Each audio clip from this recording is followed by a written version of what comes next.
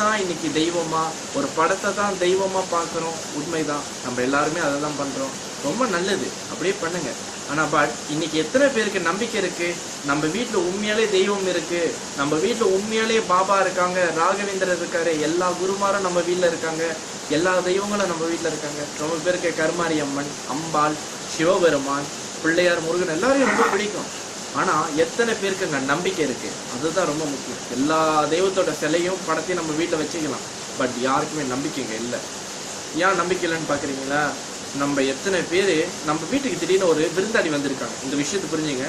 நம்ம வீட்டுக்கு ஒரு திடீர்னு ஒரு கெஸ்ட், ஒரு விருந்தாடி வந்திருக்காங்கன்னு வச்சுக்கோங்க.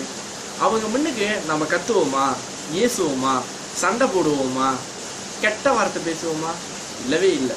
ஆனால் நம்ம என்ன பண்ணிக்கிட்டு இருக்கோம்? நம்ம வீட்டில் எல்லா தெய்வங்களும் இருக்காங்க, குருமார்கள் இருக்காங்க, பாபா இருக்காருன்னு சொல்லிட்டு அவங்க முன்னுக்கு தான் கத்துறோம், ஏசுறோம், கெட்ட வார்த்தை பேசுகிறோம், கணவன் மனைவியை போட்டு அடிக்கிறது, திட்டிக்கிறாங்க, ஏசிக்கிறாங்க, இப்படியெல்லாம் நடந்துக்கிட்டு இருக்கு. காரணம் என்ன? தெய்வம் இருக்குன்னு நம்பிக்கை இல்லை, தெய்வத்து மேலே ஒரு மரியாதை இல்லை. இதுக்கு பேர் தாங்க தெய்வ குற்றம். அப்புறம் நம்ம என்ன சொல்லுவோம்? என் வீட்டில் எந்த நல்லதுமே நடக்கிறது இல்லை, என் வீடே பிரச்சனையாக இருக்குது அப்படின்னு நம்ம சொல்கிறோம். இதுக்கு என்ன காரணம்? நம்ம தெய்வ குற்றம் பண்ணியிருக்கோம். நமக்கு உண்மையாலேயே நம்பிக்கை இருந்துச்சுன்னா, அன்பு இருந்துச்சுன்னா, அந்த சண்டை நடந்ததுக்கு அப்புறம் ஒரு வாட்டியாவது போயிட்டு தெய்வத்திற்கு நம்ம சாரி சொல்லியிருக்கணுமே, என்னை மன்னிச்சிருங்க, என் கணவர் தப்பாக பேசிட்டாரு, உங்கள் மனுக்கு கெட்ட வார்த்தை பேசிட்டாரு, மன்னிச்சிருங்க, இன்றைக்கி எங்கள் வீட்டில் சண்டை நடந்துருச்சு, சத்தம் போட்டுட்டாங்க, உங்களுக்கு தொந்தரவாக இருந்திருக்கோம், மன்னிச்சிருங்க. ஏன் தெரியுங்களா? நமக்கு ஒரு பக்தி இல்லைங்க. தெய்வம் நம்ம வீட்டில் தான் இருக்குது, பாபா நம்ம வீட்டில் தான் இருக்காரு, குருமார்கள் நம்ம வீட்டில் தான், நம்ம கூட தான் இருக்காங்க, நம்மளை பார்த்துக்கிட்டு இருக்காங்கன்னு அந்த நம்பிக்கை இல்லை. நம்பிக்கை இல்லாதவங்களுக்கு எதுவுமே வாய்க்காதுன்னு தான் எல்லா மதங்களும் சொல்லிக்கிட்டு இருக்கு. ஸோ இந்த கதையிலேருந்து உங்களுக்கு நிறைய விஷயங்கள் புரிஞ்சிருக்கும். அதனால் என்றைக்குமே நம்பிக்கையோடு இருங்க.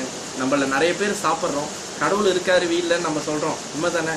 நம்மளை எத்தனை பேர் இது வரைக்கும் சாப்பிடும்போது பாபா சாப்பிடுங்க, பாபா ராகவேந்திர சுவாமி சாப்பிடுங்க, நம்மளுக்கு பிடிச்ச தெய்வத்தை பார்த்து சாப்பிடுங்க, எத்தனை பேர் நம்ம கேட்டிருக்கோம்? இல்லவே இல்லை.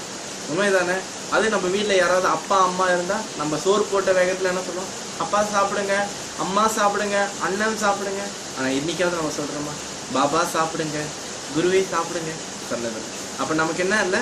அவங்க அங்கே இருக்காங்கன்ற நம்பிக்கை இல்லை, அவ்வளோதான். ஸோ இன்றிலேருந்து உங்கள் நம்பிக்கையை மாற்றுங்கள், வாழ்க்கை வளமாகும். நீங்கள் நல்லா இருக்கணும், மனதார வாழ்த்துறேன். இந்த வீடியோவை முடிஞ்ச அளவுக்கு எல்லாத்துக்கும் ஷேர் பண்ணுங்கள், எல்லாரையும் பார்க்க சொல்லுங்கள். அவங்க வாழ்க்கையிலையும் உங்களுக்கு ஏற்படுற ஒரு மாபெரும் மாற்றம் அவர்களுக்கும் ஏற்படும் என்று கூறி உங்களிடம் இந்த அன்பாய் மீண்டும் இன்னும் அனைத்து வீடியோவில் நம்ம சந்திப்போம். இந்த வீடியோவை மனதார எல்லாத்துக்கும் ஷேர் பண்ணுங்கள். அன்பே சிவம், மே காட் பிளஸ் யூ. உங்கள் அன்பார்ந்த யோக பிரேமசாய்.